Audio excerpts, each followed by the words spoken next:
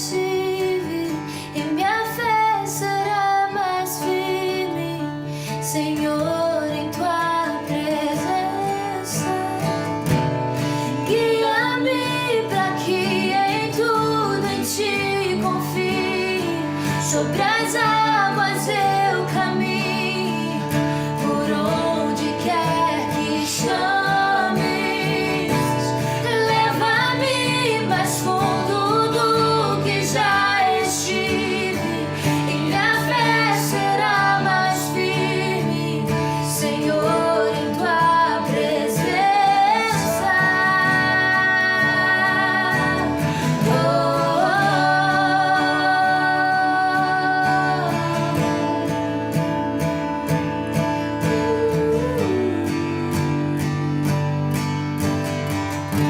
E ao teu nome clamarei,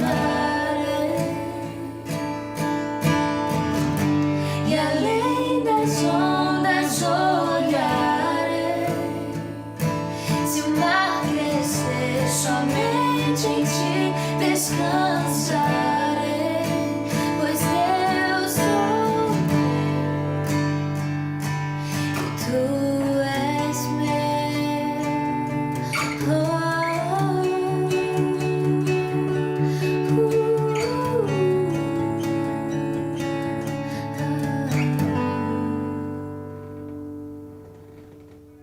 Vamos, neste momento, orar, intercedendo pela nossa igreja, intercedendo pelo nosso país e intercedendo pelo mundo que sofre com esta pandemia. Oremos intercessoriamente. Ó Deus, em cuja presença nos encontramos, chegamos diante de Ti para derramar o nosso coração e para dizer que não temos a quem recorrer senão a Ti somente. Tu sabes que a tua igreja se encontra privada de suas reuniões presenciais e da comunhão com os irmãos.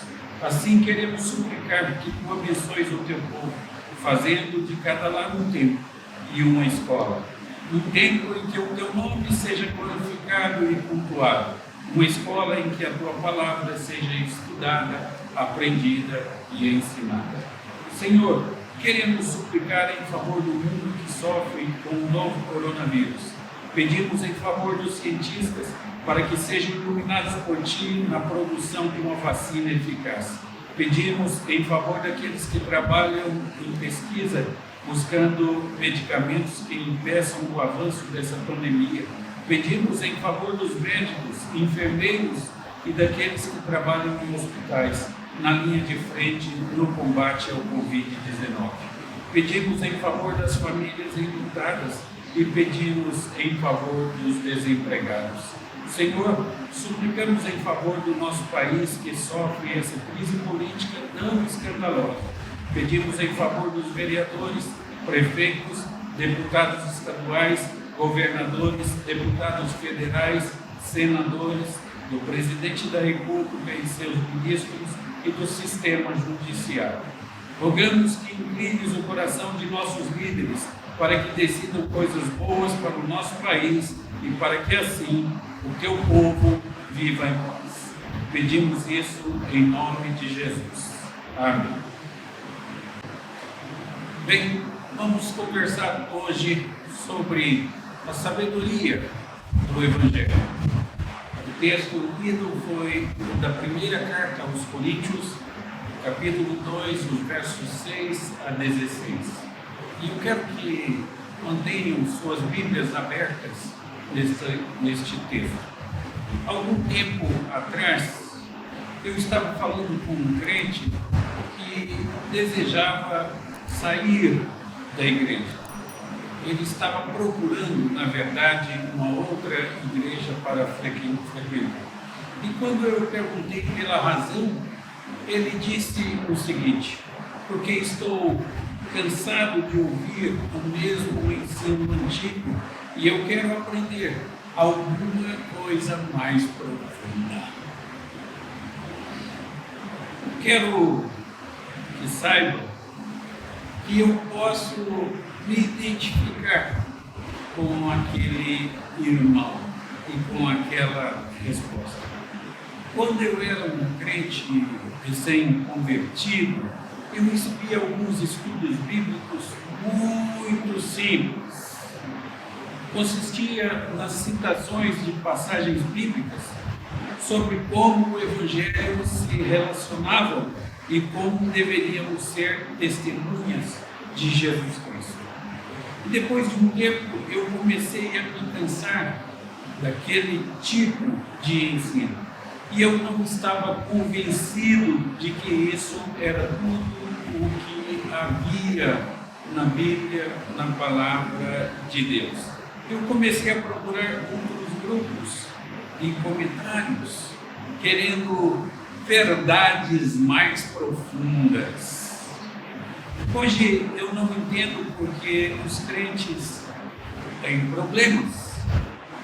Pessoas gostam de doutrinas difíceis, eu sei, textos complexos, mas essas pessoas nem mesmo começaram a colocar em prática as passagens fáceis que elas já aprenderam e já dominam. Porque elas querem entender as passagens profundas e difíceis.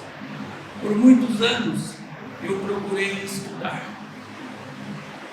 buscando nos textos gregos, textos hebraicos e procurando nos contextos históricos e literários de cada passagem e comparando texto com texto. Finalmente eu comecei a perceber que realmente havia uma verdade mais profunda, que dava um fundamento, uma base, um alicerce para toda a Bíblia. Era a verdade do Evangelho. O problema que meus primeiros professores tiveram não estava na busca, de modo algum, pelo Evangelho em cada passagem, mas no fato de que eles possuíam uma visão muito superficial daquilo que o Evangelho realmente era. Eles muito frequentemente fracassavam com a falta de profundidade nas riquezas da cruz de Jesus Cristo. Semana passada falamos sobre o poder do Evangelho. E as pessoas sempre me perguntam qual é o poder da cruz de que o Senhor está falando. Qual é esse poder do Evangelho? Bem, eu vou dizer.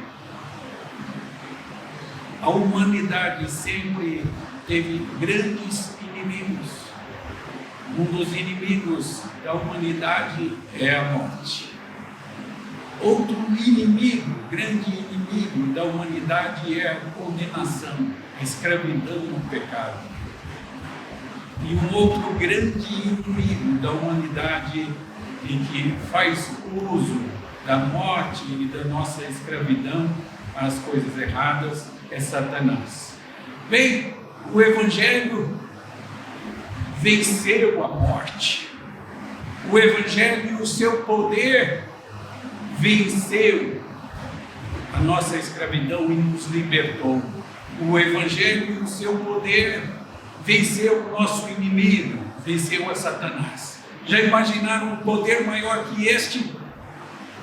Quem poderia vencer a morte? Quem poderia comprar a nossa salvação?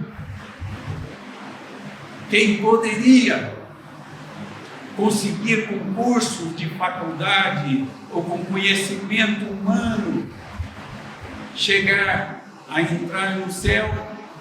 Quem conseguiria, com seus poderes tão limitados, derrotar Satanás? Pois bem, a cruz fez isso. O poder da cruz está em que ela derrotou Satanás. Jesus derrotou Satanás. E o poder do Evangelho é que quando nós o conhecemos, nós somos libertos do pecado. Conhecereis a verdade e a verdade vos libertará. E assim temos a salvação. E a morte foi vencida, porque como Jesus ressuscitou, todos nós ressuscitaremos um dia, quando o Senhor voltar. Muito bem, irmãos, este é o poder do Evangelho, este é o poder da cruz. Este é o grande significado do Evangelho e da cruz. Mais poderoso que o homem mais rico, mais poderoso que o político mais influente da terra, o Evangelho pode todas as coisas. A cruz é a nossa libertação. E este mesmo problema se evidencia na igreja de Corinto. E este povo tinha ouvido mensagens do Evangelho e esse povo tinha acreditado, mas agora eles estavam em busca de verdades mais profundas. Ou seja, eles não entenderam o que significava a cruz e o que significava o Evangelho. Paulo os traz de volta ao ponto de partida. O problema é que estavam procurando por aquilo que já possuíam. O problema deles não era alguma verdade escondida que ainda não tinha sido descoberta. O problema deles é que não percebiam a verdade que já era do domínio deles. Bem, há um princípio aqui para o qual você precisa estar atento. Muitas pessoas bem intencionadas estão andando em círculo hoje e tentando achar algum tipo de segunda bênção. Você precisa saber que se você já veio a Jesus pela fé e arrependimento, então você já foi santificado com todas as bênçãos espirituais, diz a palavra de Deus. Você já tem tudo, todas as bênçãos que pertencem a Jesus Cristo são suas hoje, porque o Senhor Jesus é Filho de Deus, você é Filho de Deus, porque o Senhor Jesus é herdeiro do Pai, você é herdeiro do Pai, porque o Senhor Jesus tem vida eterna, você tem vida eterna, porque o Senhor Jesus ressuscitou, você ressuscitará.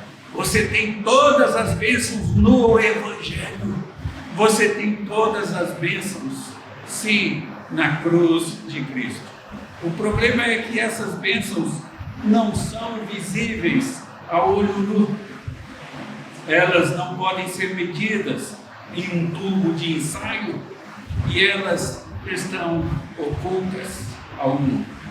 Nosso problema não é com as pessoas que não compreendem e não é pelo fato de que não compreendamos, ou não é também com as coisas que não sabemos. Nosso problema não é esse. Nosso problema é com as verdades que já conhecemos e as passagens que já aprendemos. Nosso problema é que ainda não compreendemos a profundidade e a riqueza do conhecimento que temos e não colocamos em prática. As coisas simples da vida, você já as pratica. Aquelas coisas que você já entendeu, você já as coloca em prática. Ok, então vamos ao nosso estudo e ao nosso texto propriamente dito. Vejam aí os versos de 6 a 9. E observe aí o uso repetitivo aí da palavra sabedoria e oculta neste texto, versos 6 a 9. Paulo havia acabado de dizer aos coríntios que a sua pregação era da natureza da fé e não devia se fundamentar em sabedoria humana. Paulo não foi a eles, na verdade, com superioridade de linguagem ou demonstrações de sabedoria humana. Você pode ver no verso 1 do capítulo 2. Mas ainda assim, Paulo quer que saibam que há verdadeira sabedoria na pregação dele. Então nós temos a sabedoria de Deus que é apresentada, aí diz o texto, entre os experimentados. No verso 6, nós temos assim: entretanto, expomos sabedoria entre os experimentados. Paulo apresenta a palavra de sabedoria, mas essa sabedoria só é conhecida como sabedoria entre um grupo de pessoas.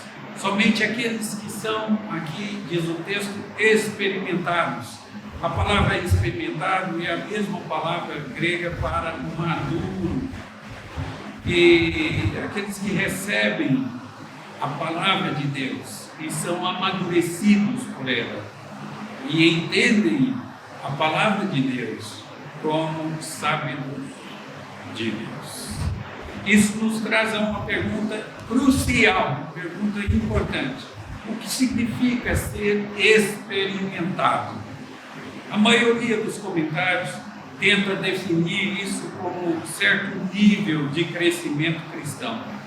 E eles mostram que quando o crente foi salvo, ele não podia entender doutrinas complexas, e assim eles deviam ser alimentados com comida de criança. E então, quando crescem e se desenvolvem como crentes, podem perceber e entender alguns dos ensinos mais pesados da Bíblia.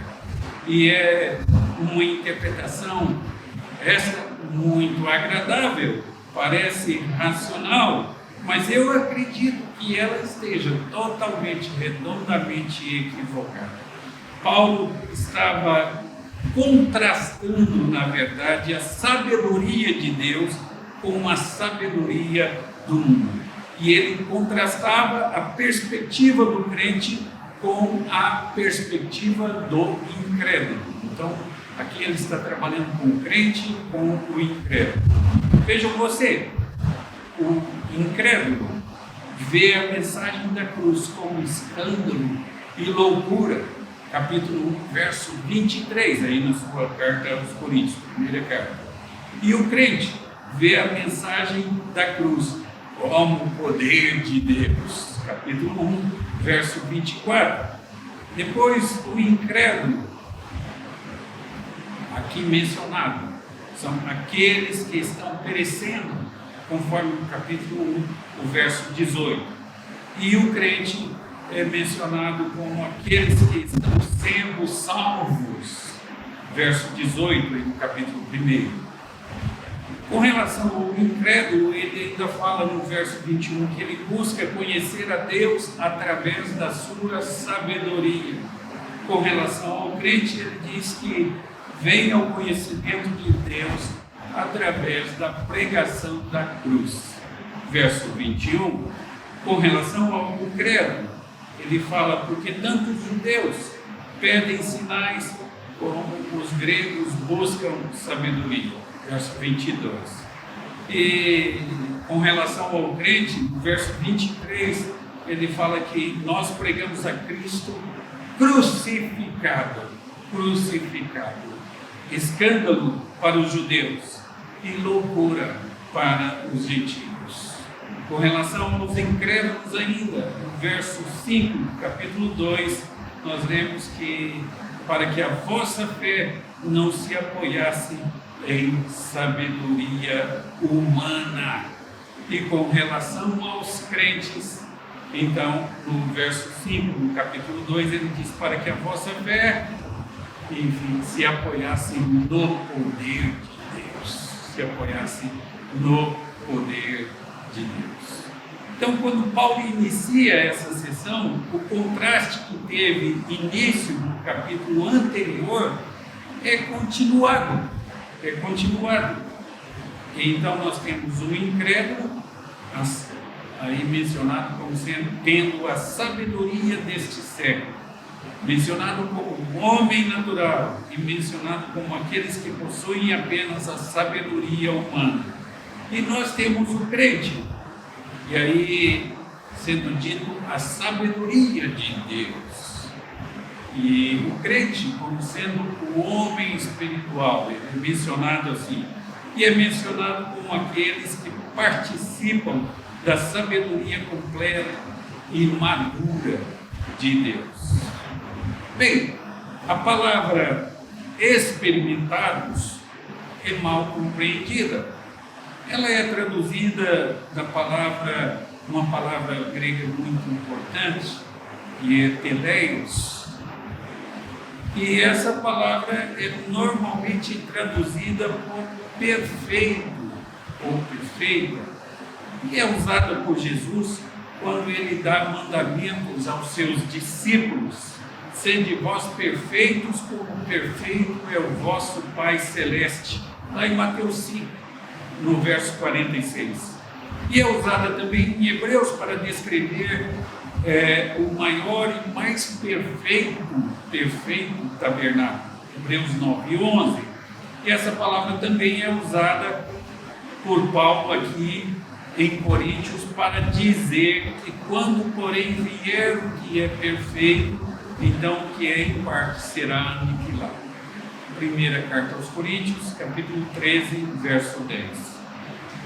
De quem Paulo está falando quando se refere àquilo que é perfeito? São os crentes. Aqueles que confiam em Jesus Cristo como Senhor e Salvador e que foram aperfeiçoados, ou que foram identificados com aquele que é perfeito. A eles que Paulo fala de sabedoria. Esta sabedoria é a mesma sabedoria que vimos no capítulo anterior. É a sabedoria da cruz, é o poder do Evangelho, é o poder da cruz. Isso não significa que não devamos pregar esta mensagem aos incrédulos. De jeito nenhum. Significa que o incrédulo não reconhece isso como sabedoria. Ele ouve a mensagem e ele acha que a mensagem é bobagem, é loucura.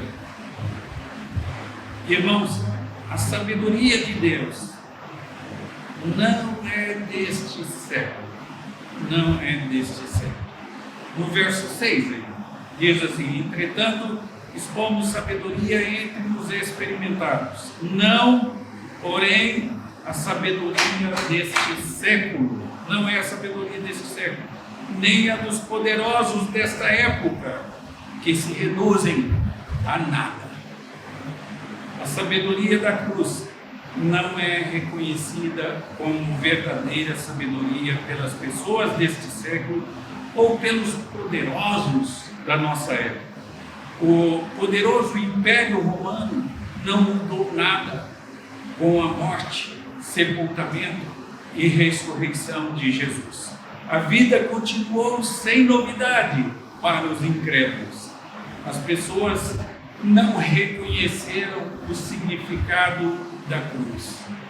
Isso é mais ou menos a ação de Cristo e a sabedoria de Cristo, o poder da cruz e o poder do Evangelho é mais ou menos como aquilo que você viu há algum tempo na televisão, nas últimas guerras que foram transmitidas, quase que ao vivo, aquilo que chamavam de ataque cirúrgico. E um ataque que atingia especificamente determinado alvo. Assim é o poder da cruz e do Evangelho.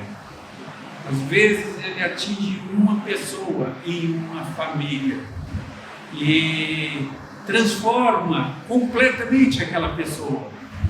E ao passo que os que estão em volta, os amigos e os demais parentes, eles não sofrem nenhuma mudança, a não ser quando também entendam o Evangelho.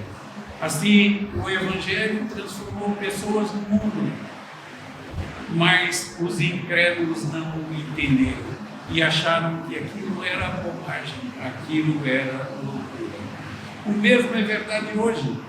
Muitas pessoas pensam até em religião como uma coisa boa, desde que seja limitada a um dia, a uma hora, e um pequeno espaço de tempo na igreja do bairro, uma coisa boa, mas não reconhecem a cruz como um ponto central de toda a história da humanidade. Não reconhecem de modo algum. Bem, a sabedoria de Deus, então, estava oculta. No verso 7, nós lemos assim: mas falamos a sabedoria de Deus em mistério, outrora oculta, a qual Deus preordenou desde a eternidade para a nossa glória. Há três coisas mencionadas aqui com respeito à sabedoria de Deus. Primeiro, é que ela é a sabedoria de Deus, não é a sabedoria dos homens. Não é o conhecimento, não é o conhecimento adquirido na faculdade. Ela não é algo que os homens sonham conquistar. O livro de Jó, no capítulo 28, diz que ela não está na terra dos viventes. Não é o resultado da especulação filosófica do homem. Não se originou com o homem. Ela nem mesmo era conhecida pelo homem até que fosse revelada por Deus. Não é a sabedoria de pessoas. Se fosse assim, como seria? Nós seguiríamos só aqueles grandes intelectuais e grandes pensadores. Não é assim. Não é assim. É a sabedoria de Deus. É a sabedoria do Criador. É a sabedoria daquele que fez todas as coisas.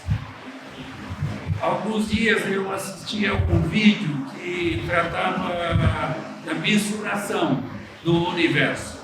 E ele falava do tamanho da Lua, do tamanho dos planetas, do tamanho do sistema solar e dos vários sistemas solares, e do tamanho da galáxia e das várias galáxias existentes.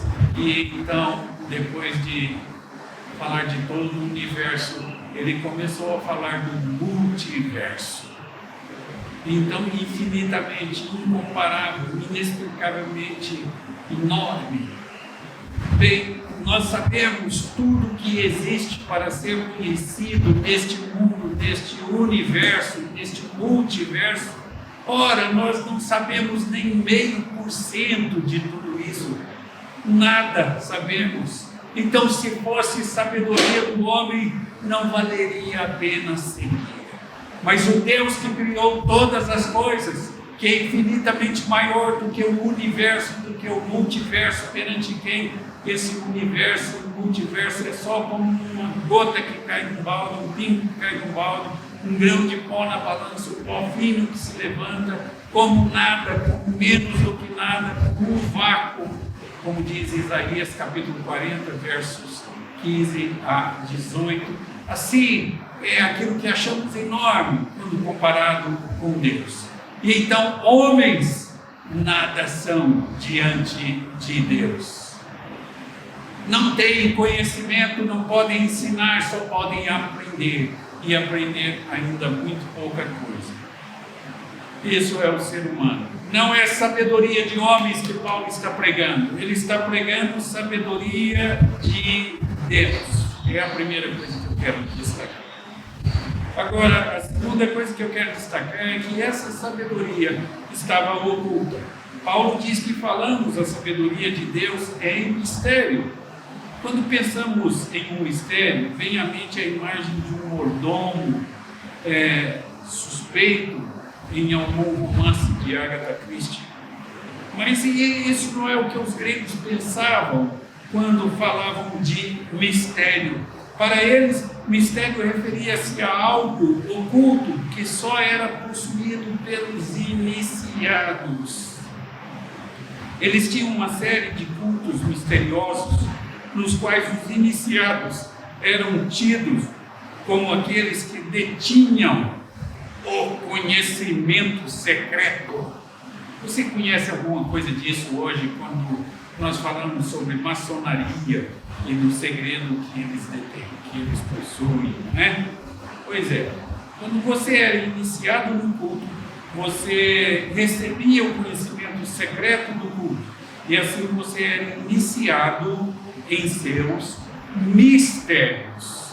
Estes mistérios eram mantidos em segredo para os estranhos, e eles eram só para os iniciados. O cristianismo também tem alguma coisa parecida. Não há como alguém do lado de fora olhar para a igreja e compreender as suas verdades. Só quando você vai a Cristo pela fé, você é iniciado na família de Deus. E você pode começar a entender a sabedoria gloriosa da cruz, o poder da cruz, o poder do Evangelho.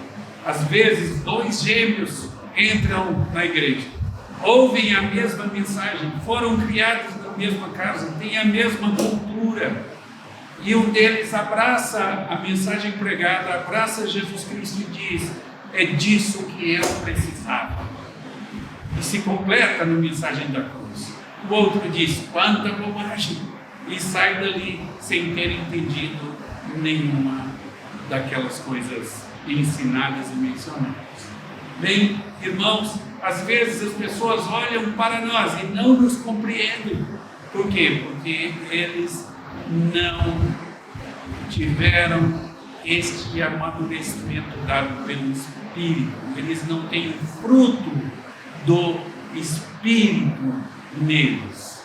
O fruto, esse fruto que está descrito em Gálatas, na carta aos Gálatas, capítulo 5, verso 22, é muito interessante, porque é o fruto do Espírito, não é o meu fruto, não sou eu que produzo.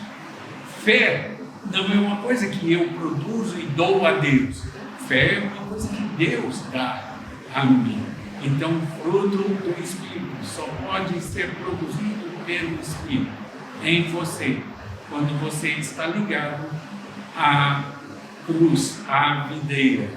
Jesus disse: eu sou a videira e vós os ramos. E aquele que está em mim, este dá muitos frutos. Fruto do Espírito só pode ser produzido pelo Espírito. E a terceira coisa que eu quero mencionar sobre isso é que ela é eterna. É a sabedoria de Deus. É a sabedoria que está oculta. E é a sabedoria que é eterna. Deus preordenou essa sabedoria desde toda a eternidade. Está aí no texto. Vejam aí no verso 7. Diz assim: mas falamos a sabedoria de Deus em mistério, outrora oculta, a qual Deus preordenou desde a eternidade para a nossa glória. A cruz não foi uma última ideia no minuto final que Deus teve. Ele não criou Adão e Eva e os viu pecar e colocou as duas mãos espalmadas assim no rosto, dizendo: oh não, e agora? O que eu farei? Minha criação pecou e a morte entrou e arruinou tudo e eu não sei o que fazer. Não, Deus não fez isso. A cruz não foi um remendo divino, um band-aid, de modo nenhum. Pelo contrário, o mundo foi criado com a cruz já na mente de Deus. Antes do início dos séculos, diz aí, Deus planejou enviar o seu Filho para morrer na cruz pelos nossos pecados. Então a cruz é eterna. Na mente de Deus é eterna. Não é um remendo. Jesus não foi uma vítima. Ele deu a sua vida por amor de nós. Ok. A sabedoria oculta de Deus não foi compreendida pelos poderosos deste século. Não foi compreendida. Ou foi? Os escribas, os fariseus, o sumo sacerdote, os sacerdotes, qual deles reconheceu que Jesus era o Messias? Das religiões judaicas da época, quem reconheceu que Jesus era o mediador, era o Salvador, era o Messias prometido? Não, ela não foi reconhecida, essa sabedoria de Deus não foi reconhecida. E Paulo diz que essa sabedoria é Cristo. Ok, então vamos ao verso 8 aí, que diz assim: sabedoria essa que nenhum dos poderosos deste século conheceu, porque se a tivessem conhecido, jamais teriam crucificado o Senhor da glória. Verso 8. Pois bem, nem os judeus que conspiraram a sua morte, nem os romanos que levaram a cabo a crucificação, imaginavam que Jesus poderia ressuscitar dos mortos. O fato de que crucificaram o Filho de Deus é evidência de que não entenderam a sabedoria de Deus. Jesus Cristo, a sabedoria de Deus. Os poderosos deste século ainda não entendem a sabedoria de Deus. eles ainda ignoram quem é verdadeiramente Jesus e o que ele fez. Você pode ver isso, por exemplo, na nossa política, quando o evangélico é elevado à posição de destaque no governo do nosso país, ele é tremendamente criticado, porque as pessoas não aceitam suas convicções, não aceitam a sua fé e não aceitam o que ele tem para fazer, não é? Essa é a situação. E todos usam o termo que o presidente da República quer nomear alguém terrivelmente evangélico, eles dizem, para a Suprema Corte. Que coisa horrenda de se dizer, que coisa horrenda para se sentir com relação ao povo de Deus e com relação à sabedoria que é dada por Deus. Bem, a sabedoria oculta de Deus foi prometida no Antigo Testamento. Veja aí agora no verso 9 aí do texto lido. Diz assim: mas como está escrito, nem olhos viram, nem ouvidos ouviram, nem jamais penetrou em coração humano o que Deus tem preparado para aqueles que o amam. Verso 9. O fato de que a sabedoria de Deus estava oculta ao gênero humano e dos poderosos deste mundo em particular, e que foi prometido no Antigo Testamento, está colocado ali. E ao fazer esta observação, Paulo nos leva de volta ao livro de Isaías, no Antigo Testamento, no capítulo de número 64,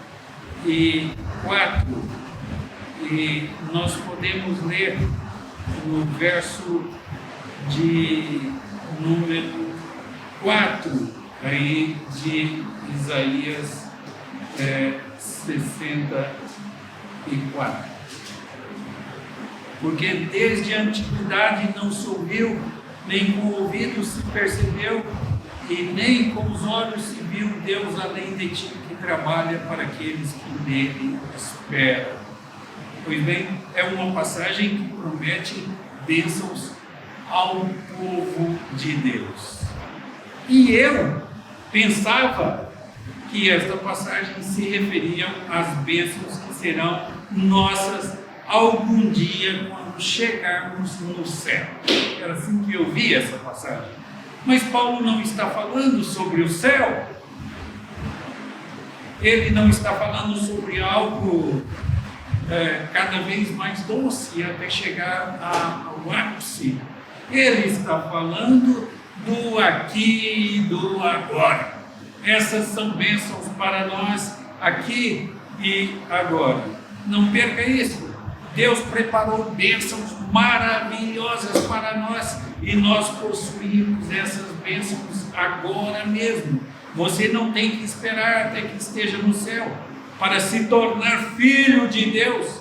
Você já foi adotado na família de Deus e os benefícios de ser um filho de Deus já são seus, todos eles. A vida eterna é uma posse presente daqueles que acreditam em Cristo. O seu povo, povo de Deus, já está justificado e é coerdeiro do reino de Deus. E todas essas coisas devem ser possuídas desde agora, desde o tempo presente. O poder da cruz é seu, o poder do Evangelho é seu. Você compraria a sua entrada no céu com algum dinheiro? Você seria capaz de qualquer poder que você tenha e que seja concedido a você de vencer a Satanás? Você seria capaz disso? Bem, o poder do Evangelho e o poder da cruz são seus desde agora. E desde o Antigo Testamento não se ouviu, ninguém conhecia, coração nenhum sentiu isso, esse poder maravilhoso, essa verdade maravilhosa que já é sua. Você tem a salvação, você não tem que esperar. Na verdade vos digo, disse Jesus, que aquele que ouve as minhas palavras e crê naquilo que me enviou tem a vida eterna. Não diz que terá, tem a vida eterna. Não entrará em juízo mais, não será julgado mais. Mas já passou, o verbo no passado, da morte para a vida. Essas bênçãos são para nós em nossos dias. O mundo não pode compreender essas bênçãos. O olho humano não as viu, nenhum ouvido as ouviu. O raciocínio humano não as revelou ao homem. Essas bênçãos não são visíveis. Elas não podem ser vistas. Elas não podem ser aprovadas ou reprovadas. Não podem ser experimentadas. Elas só podem ser conhecidas quando Deus as revela a nós. Você é cristão, graças a Deus por isso, mas você o é porque Deus teve misericórdia de você e deu fé a você e concedeu a você o privilégio de ouvir, de ver e de conhecer essas verdades. Não foi a sua vontade. O Evangelho de João, capítulo de número 1, verso 12, diz que todos quanto receberam, deu-lhes o poder de serem feitos filhos de Deus, a saber os que creem no seu nome. E alguns dizem, está vendo, eu que recebi. É verdade, mas veja que esse versículo termina com ponto e vírgula. E ele se termina com ponto e vírgula, significa que o verso 13 de João, capítulo 1, é continuidade do verso 12, e vai explicar o verso 12. E diz lá que esses não nasceram da vontade do varão, não nasceram da vontade do sangue, não nasceram da vontade da carne, nasceram sim da vontade de Deus, e somente dela. Pois bem, vamos considerar agora a sabedoria, então, revelada de Deus. Até aqui falamos sobre a sabedoria oculta de Deus. Agora vamos falar sobre a sabedoria revelada de Deus. Nos versos 10 a 11, aí nós lemos assim, os ensinamentos que Deus nos revelou pelo Espírito. Leia aí na sua Bíblia os versos 10 a 11. Da mesma maneira que é impossível para o homem incrédulo ver, ou ouvir, ou imaginar a sabedoria de Deus, assim também é desnecessário para o crente tentar qualquer meio para aprender esta sabedoria. É desnecessário, porque Deus revelou a sua sabedoria gratuitamente a nós. Ele já colocou em nosso coração. Deus não está brincando de esconde-esconde, de forma que você tenha que ir procurá-lo e procurar o seu ensino, e então um dia você o encontra. Não é assim. Deus se revelou a você, e Ele revelou o seu plano a nós, e Ele fez isso por meio do seu Espírito. Então vamos continuar no nosso texto, vamos nos ater ao texto especificamente. No verso 10, vamos ver aí que trata da maneira da revelação de Deus. Diz assim: mas Deus nos revelou pelo Espírito, porque o Espírito a todas as coisas perscruta, até mesmo as profundezas de Deus. No tempo do Antigo Testamento, Deus se revelou de vários modos. Hebreus 1 nos diz isso, e diz que foram muitas vezes e de muitas maneiras. Por exemplo, Ele falou a Jó de um vendaval, e Ele falou com José em sonhos, e Ele falou com Moisés em uma sarça ardente. Ele falou com Josué por meio de um anjo, e Ele falou à noite com Samuel por meio da sua voz, e Ele falou com Elias em um cicio tranquilo e suave, e Ele falou com Daniel em uma visão. Então, pode notar aí que por muitas vezes e de muitas maneiras Deus falou. E em cada um desses modos e meios, Deus estava falando conosco pelo seu Espírito Santo. Ele continua fazendo assim hoje. Não aqueles modos específicos, mas por meio da sua palavra, da Bíblia Sagrada.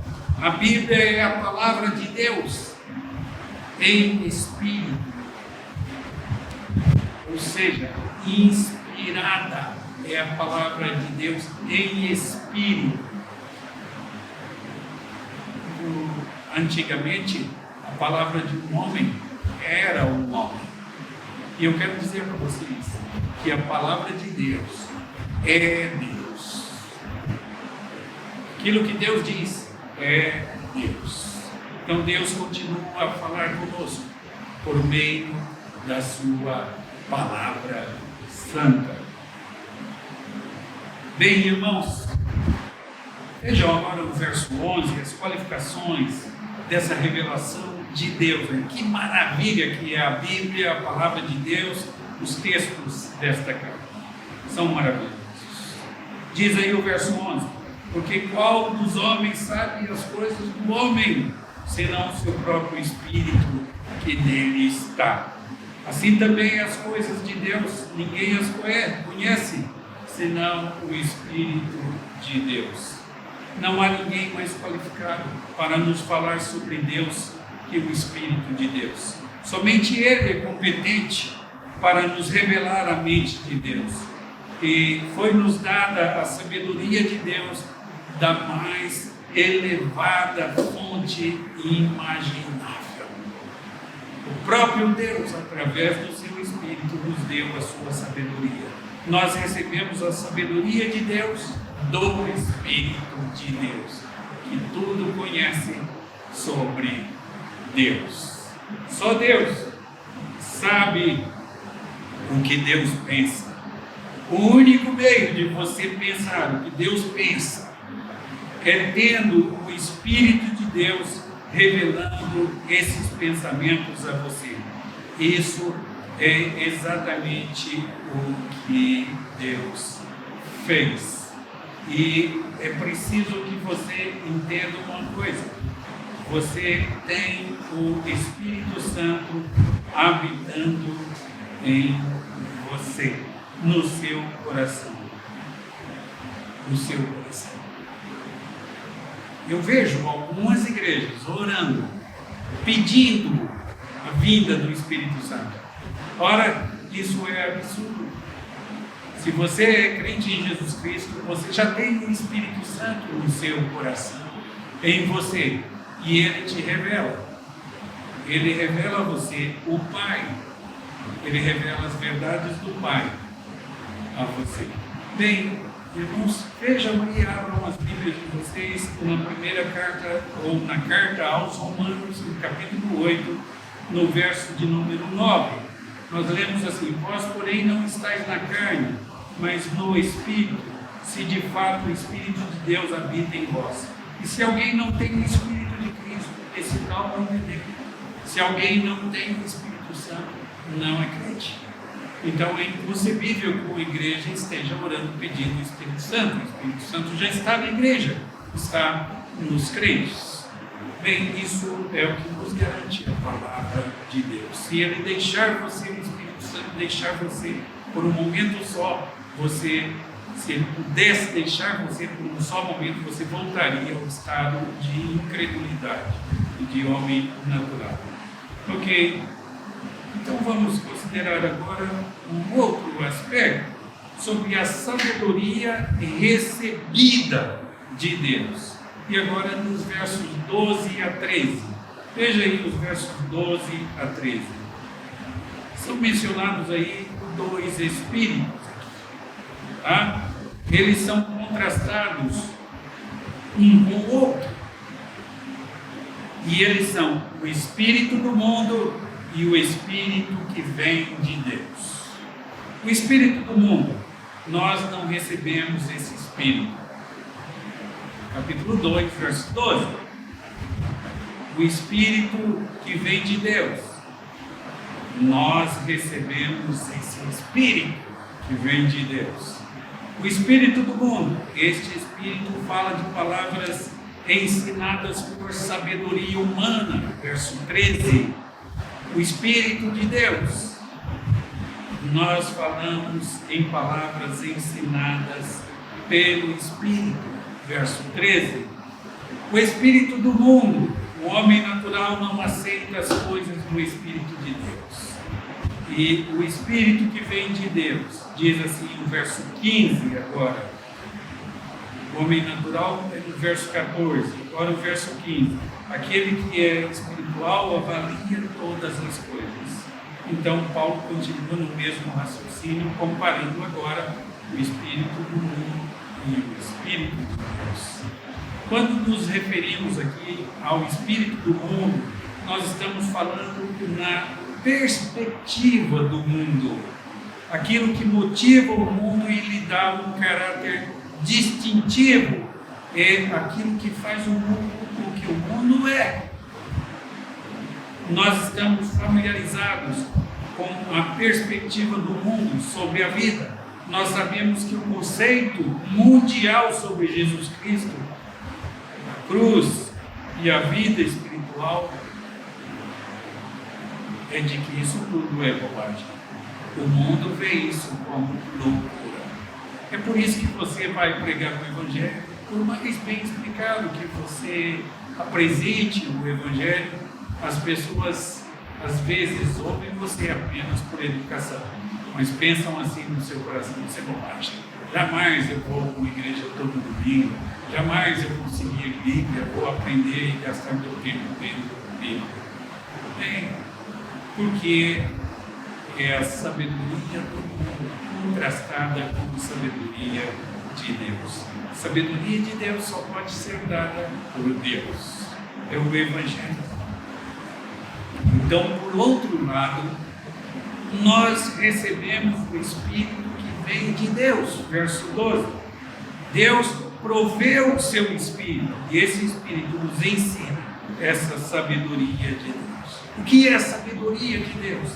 Eu digo, Paulo está dizendo, o Evangelho é a sabedoria de Deus. Não me envergonhe do Evangelho, e é o poder de Deus, diz o apóstolo Paulo na carta aos Romanos. Não perca isso. Veja aí, importante, é o Espírito de Deus que lhe ensina o Evangelho de Deus. Nenhum homem ouve o Evangelho, acredita nele e é salvo, a menos que o Espírito Santo trabalhe no coração dele e ensine o Evangelho a este homem. Só o Espírito Santo pode aplicar a palavra de Deus ao coração do homem. É a mesma palavra que transformou você, radicalmente mudou completamente a sua vida, e que outras pessoas ouvem e acham como loucura, acham bobagem. Então isso é porque ele não produziu, nele não foi produzido o fruto do Espírito. E esse fruto tem que ver com a obra de Deus na nossa vida. Pois bem, irmãos, no verso 14 agora, nós temos essa sabedoria de Deus que é rejeitada.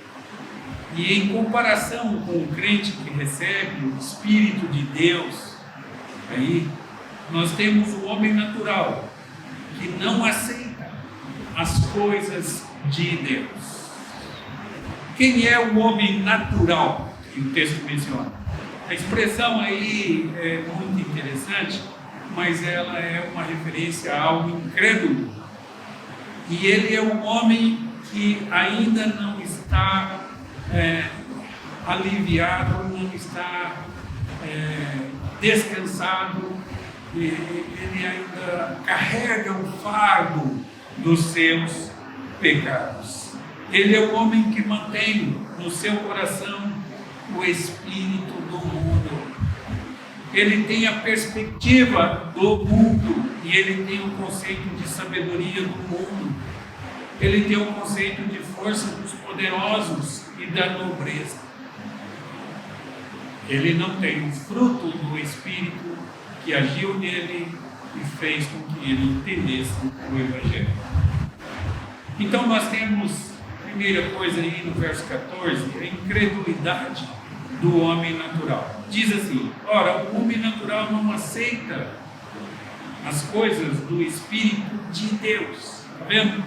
Não aceita as coisas do Espírito de Deus, porque lhes são loucura. Quando o homem natural é confrontado com as coisas do Espírito de Deus, ele não as aceita.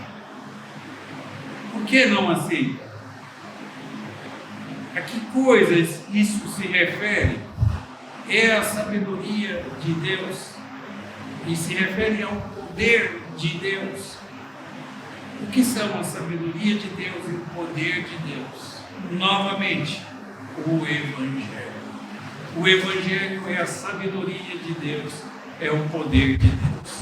Novamente, é a cruz. A cruz é o poder de Deus, idealizada desde a eternidade. Eu não quero que você perca o ponto que está sendo destacado diretamente de como o homem natural reage à pregação do Evangelho. Ele não aceita o Evangelho, ele não acredita na mensagem da cruz, e ele não aceita a verdade que Jesus é o Filho de Deus, que morreu pelos nossos pecados. Ele não acredita no Evangelho. E realmente, Paulo vai além e diz que ele pode nem mesmo entender o Evangelho. Não há quem entenda, não há quem busque a Deus. Ok? Então, ainda no verso 14, vamos ver sobre a inabilidade do homem natural. Diz assim: porque eles são loucura e não pode entendê-las, porque elas se discernem espiritualmente. Olha aí, isso é o fruto do Espírito. Se você crê, é o fruto do Espírito. Ok. A razão por que o incrédulo não pode entender a mensagem da cruz é porque falta algo dentro do incrédulo. Não é uma questão de treinamento religioso ou formação em seminário. Os escribas e os fariseus foram todos educados nas melhores escolas da terra. Contudo, eles não puderam compreender os ensinos de Jesus. Eles eram versados no Antigo Testamento, mas tinham perdido a mensagem central do Evangelho e do Antigo Testamento. Eles conheciam tudo o que as Escrituras diziam quanto ao Messias, mas quando Cristo se apresentou perante eles, não o reconheceram. Falta algo dentro deles. É impossível ao homem natural, ao incrédulo, entender as coisas de Deus. Você sabia que há infinidade de sons e de imagens, de movimentos ao redor de você e que você não pode ver? Ondas aqui de imagem, de sons e movimentos e tudo mais ao redor de nós, e nós não podemos enxergar. Mas se você ligar um aparelho de televisão, um aparelho de rádio, um aparelho que consiga captar aquela frequência, aquelas ondas, então você verá todas essas coisas. É mais ou menos assim o Evangelho. Há no ar ao redor de você centenas de cores que os seus olhos não podem descobrir, mas se eu trouxesse aqui uma televisão e a ligasse, você poderia ouvir os sons e as vozes e ver os movimentos e as imagens. Tudo isso está no ar em seu quarto, mas você não pode entender a menos que você esteja equipado para entendê-las. O homem natural, falta algo dentro dele, falta o fruto do Espírito, falta o Espírito Santo dentro dele, porque só por meio do Espírito Santo as pessoas podem compreender a sabedoria de Deus e o poder do Evangelho, a cruz de Cristo. Justamente por isso, o incrédulo não pode entender as coisas do Espírito de Deus, porque ele não tem o equipamento necessário para receber isso. E quando ele ouve a palavra de Deus, ela parece loucura para ele. E da mesma maneira que um homem fisicamente cego não pode ver o sol, assim também um homem espiritualmente cego não pode ver o Filho. Por outro lado, o homem que tem uma base espiritual, crente, pode entender as coisas de Deus, porque ele tem a mente de Cristo, diz o texto. Bem, irmãos, então vejamos agora os versos 15 e 16 sobre a sabedoria de Deus reconhecida. Há um homem que ouve a sabedoria de Deus, que a reconhece pelo que ela é. Ele aí é chamado de um homem espiritual. Ele ouve e a reconhece. E Paulo não diz que é um homem intelectual que reconheça a sabedoria de Deus. Ele não diz que é um homem talentoso que discerne a verdade de Deus. Ele diz que é um homem espiritual que julga todas as coisas. Quem é o homem espiritual?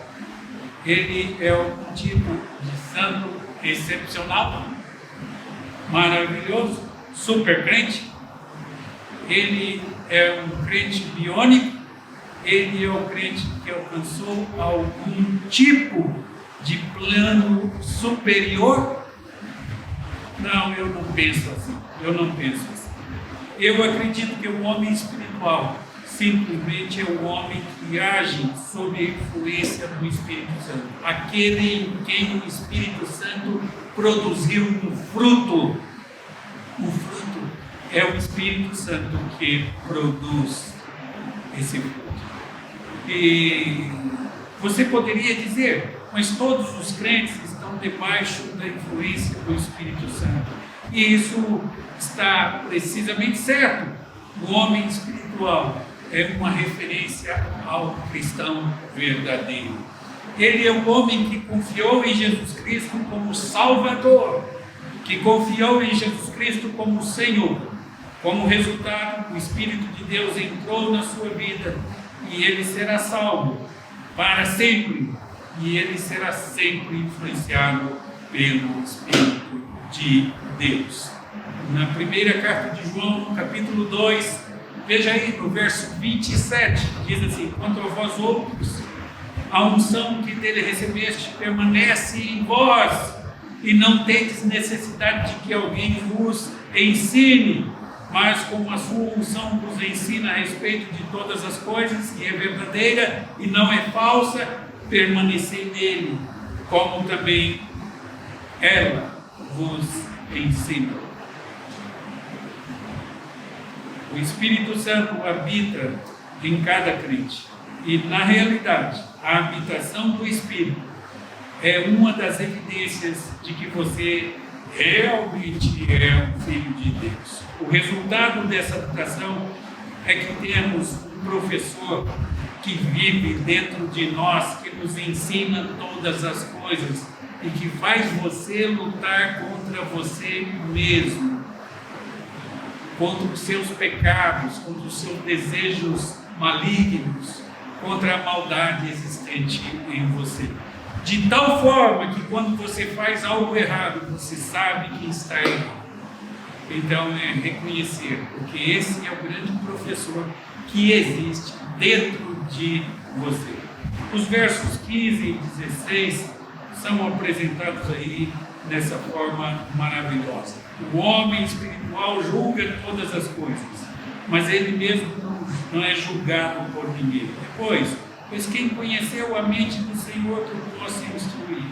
Nós temos a mente de Cristo. Não tem preço essa verdade tão maravilhosa. Enfim, no verso 15 diz que o crente julga todas as coisas espirituais. Diz assim o texto: porém o homem espiritual julga todas as coisas. Da mesma maneira que o homem natural não pode avaliar ou discernir as coisas do Espírito de Deus, assim o homem espiritual avalia e discerne todas as coisas do Espírito. Uma das marcas do crente é que ele pode discernir verdades espirituais. Eu estava conversando com alguns parentes quando o assunto chegou à Bíblia, e eu notei de repente que o rosto deles era uma grande interrogação. Eles estavam completamente perdidos na conversa, já no início dela. E eu então perguntei sobre a compreensão deles sobre o Evangelho, e eles entendiam nada. Eles se diziam cristãos, contudo não tinham nenhuma ideia, não tinham nenhum compromisso com Cristo como Senhor e Salvador. A razão por que não podiam prosseguir na conversa não era porque eu estivesse usando termos teológicos difíceis. A razão por que não puderam entender as verdades espirituais é porque eles não eram espirituais. Eles não eram cristãos e não tinham o Espírito de Deus neles. Esta é a razão. A história tem um fim feliz. E eles passaram a crer em Jesus Cristo, e na vez seguinte que conversamos sobre assuntos espirituais, houve uma mudança dramática. E era como se alguém tivesse ligado a lâmpada, e eles tinham nova habilidade para discernir verdades espirituais. Bem, o mundo espiritual é incapaz de julgar qualquer coisa espiritual. Verso 15 diz assim: porém o homem espiritual julga todas as coisas, mas ele mesmo não é julgado por ninguém. O mundo olha para o homem espiritual e não pode discernir, porque ele é diferente. Todas as indicações externas lhe dizem ser o mesmo, e ele vê como pessoa normal. As características faciais dele são as mesmas, eles têm o mesmo intelecto, eles têm a mesma habilidade natural. Só um homem espiritual pode entender um homem espiritual. E da mesma maneira que é impossível para o mundo entender a mensagem da cruz, assim também é impossível para o mundo entender o povo da cruz. Não podem entender. Bem, no verso 16 nós temos esse homem natural que é incapaz de entender a mente de Deus. Diz assim: pois quem conheceu a mente do Senhor, que eu possa instruir? Nós, porém, temos a mente de Cristo. Esta pergunta ecoa no Antigo Testamento. Em Isaías 40, no verso 13, este desafio é feito àqueles que reivindicam entender os planos e os propósitos de Deus. Incrédulos tentam frequentemente corrigir os crentes. Eles querem discutir sobre a veracidade dos ensinos em que acreditamos. É como se quisessem dizer a Deus o que Ele pode e não pode fazer. Eles que querem dizer a Deus o que deve ser feito. Já pensaram?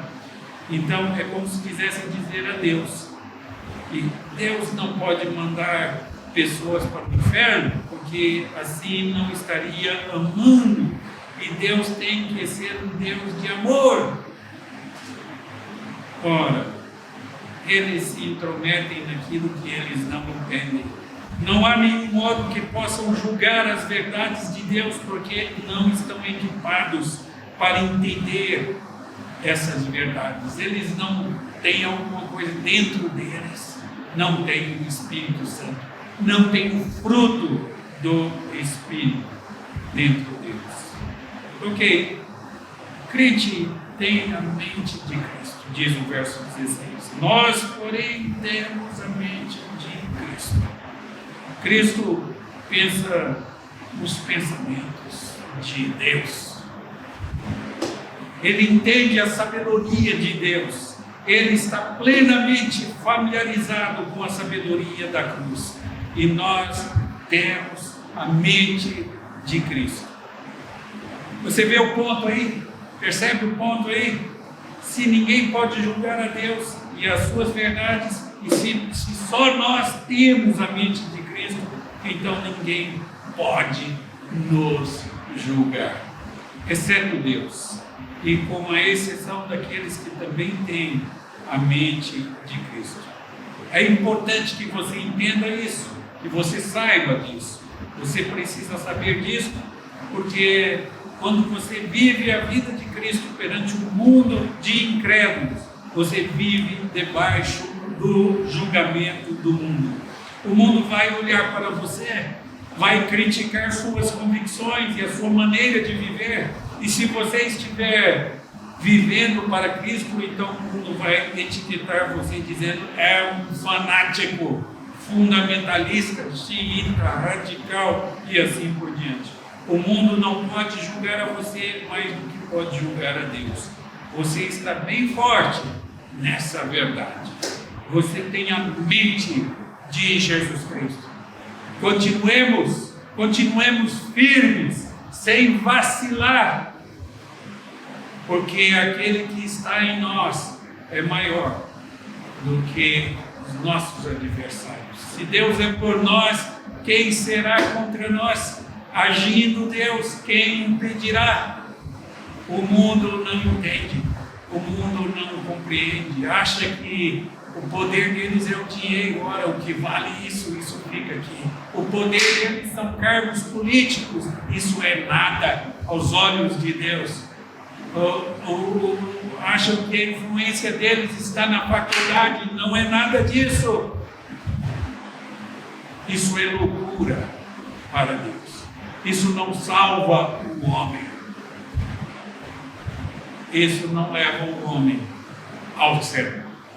Deus abençoe você. Valorize o que você tem. Você tem o poder de Deus, o poder da cruz, o poder do Evangelho em você. Esse poder derrotou Satanás. Esse poder trouxe a salvação para você.